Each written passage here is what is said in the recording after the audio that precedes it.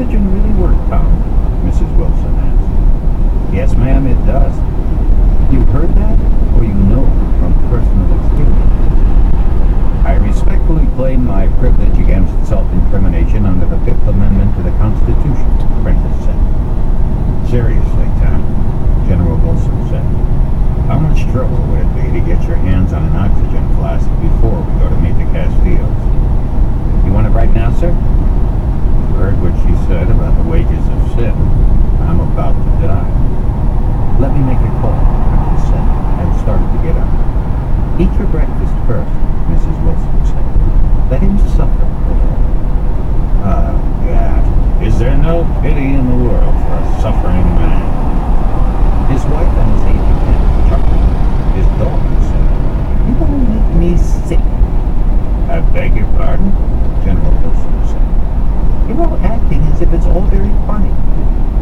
There are elements of humor mingled with gloom, General Wilson said. Randy said he did it on purpose, Beth said. Randy did what on purpose? Her mother asked. Castile did it on purpose. Castile got Daddy drunk on purpose, hoping he would make an ass of himself. Well, Daddy did in fact make sort of an ass of himself.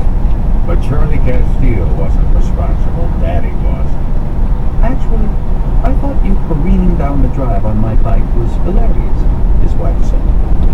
General Wilson raised his eyebrows at that, then said, It's not the sort of behavior general officers should display before a group of young officers, and I'm well aware of that. But the sky is not falling, and I am being punished, as your mother points out, for my sins. Randy says he was always doing that, trying to humiliate his betters. You knew him at the point, Tom. Was he? Well, he was one of the prime suspects, the other being Dick Miller, the case of who put miracle glue on the regimental commander's saber. Really? Mrs. Wilson asked, as she laid a plate of scrambled eggs before him. Prentice nodded. He couldn't get it out of the scabbard on the Friday retreat parade. Talk about humiliation. And then he lied about it, Beth said. Randy told me all about that. What they did was claim their right against self-incrimination, Beth, Prentice said. That's not the same thing as lying. Randy said he lied, she answered. I was there. Randy wasn't. I was the tactical officer supervising the court of honor. The court knew they did it, but they couldn't prove it. Nobody actually saw them. So they let them go, Beth said. They had no choice. Nobody saw them do it. Was that the real reason? She challenged. It wasn't because his father won that medal? Get that from Randy, too? General Wilson asked, softly.